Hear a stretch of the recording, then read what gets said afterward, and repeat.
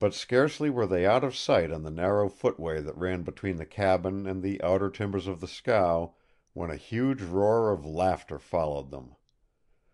Bateese had not done laughing when they reached the proue or bow nest, a deck fully 10 feet in length by 8 in width, sheltered above by an awning, and comfortably arranged with chairs, several rugs, a small table, and, to David's amazement, a hammock.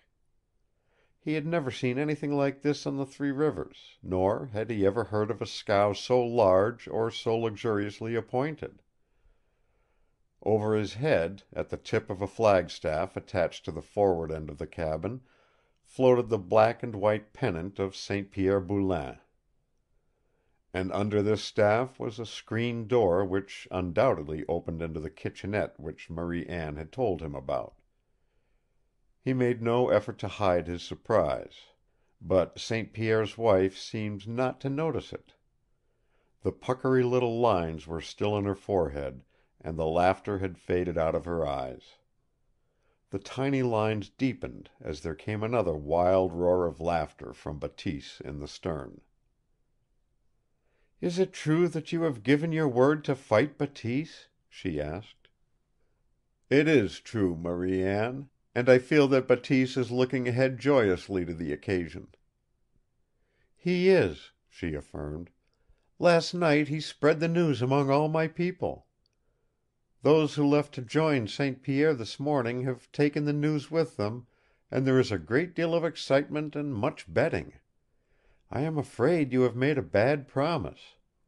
No man has offered to fight Bateese in 3 years, not even my great St. Pierre, who says that Concombre is more than a match for him." "And yet they must have a little doubt, as there is betting, and it takes 2 to make a bet," chuckled David. The lines went out of Marie Anne's forehead, and a half smile trembled on her red lips. "Yes, there is betting, but those who are for you are offering next autumn's muskrat skins and frozen fish against lynx and fisher and marten. The odds are about 30 to 1 against you, M'sieu David." The look of pity which was clearly in her eyes brought a rush of blood to David's face. "If only I had something to wager," he groaned. "You must not fight. I shall forbid it." "Then Bateese and I will steal off into the forest and have it out by ourselves." "He will hurt you badly. He is terrible, like a great beast, when he fights. He loves to fight, and is always asking if there is not some one who will stand up to him. I think he would desert even me for a good fight. But you, M'sieu David—" "I also love a fight," he admitted, unashamed. St. Pierre's wife studied him thoughtfully for a moment. "With these?" she asked then, holding up the gloves. "Yes, with those. Bateese may use his fists, but I shall use those, so that I shall not disfigure him permanently. His face is none too handsome as it is." For another flash her lips trembled on the edge of a smile. Then she gave him the gloves, a bit troubled, and nodded to a chair with a deep, cushioned seat and wide arms. "Please make yourself comfortable, M'sieu David. I have something to do in the cabin and will return in a little while." He wondered if she had gone back to settle the matter with Bateese at once, for it was clear that she did not regard with favor the promised bout between himself and the half-breed. It was on the spur of a careless moment that he had promised to fight Bateese, and with little thought that it was likely to be carried out or that it would become a matter of importance with all of St. Pierre's brigade. He was evidently in for it, he told himself, and as a fighting man it looked as though Concombre Bateese was at least the equal of his braggadocio. He was glad of that. He grinned as he watched the bending backs of St. Pierre's men. So they were betting 30 to 1 against him. Even St. Pierre might be induced to bet with him. And if he did— The hot blood leaped for a moment in Carrigan's veins. The thrill went to the tips of his fingers. He stared out over the river, unseeing, as the possibilities of the thing that had come into his mind made him for a moment oblivious of the world. He possessed one thing against which St. Pierre and St. Pierre's wife would wager a half of all they owned in the world. And if he should gamble that one thing, which had come to him like an inspiration, and would whip Bateese. He began to pace back and forth over the narrow deck, no longer watching the rowers or the shore. The thought grew, and his mind was consumed by it. Thus far, from the moment the first shot was fired at him from the ambush, he had been playing with adventure in the dark. But fate had at last dealt him a trump card.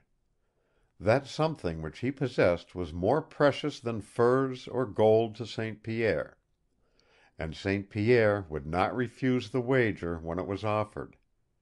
He would not dare refuse. More than that, he would accept eagerly, strong in the faith that Bateese would whip him as he had whipped all other fighters who had come up against him along the Three Rivers. And when Marie Anne knew what that wager was to be, she, too, would pray for the gods of chance to be with Concombre Bateese. He did not hear the light footsteps behind him, and when he turned suddenly in his pacing he found himself facing Marie Anne, who carried in her hands the little basket he had seen on the cabin table. She seated herself in the hammock and took from the basket a bit of lacework. For a moment he watched her fingers flashing in and out with the needles. Perhaps his thought went to her. He was almost frightened as he saw her cheeks coloring under the long, dark lashes. He faced the rivermen again, and while he gripped at his own weakness, he tried to count the flashings of their oars. And behind him the beautiful eyes of St. Pierre's wife were looking at him with a strange glow in their depths. "Do you know," he said, speaking slowly and still looking toward the flashing of the oars, "something tells me that unexpected things are going to happen when St. Pierre returns. I am going to make a bet with him that I can whip Bateese. He will not refuse. He will accept. And St. Pierre will lose, because I shall whip Bateese. It is then that these unexpected things will begin to happen. And I am wondering, after they do happen, if you will care so very much." There was a moment of silence. And then, "I don't want you to fight Bateese," she said. The needles were working swiftly when he turned toward her again, and a second time the long lashes shadowed what a moment before he might have seen in her eyes. Chapter 12. Recording by Roger Moline.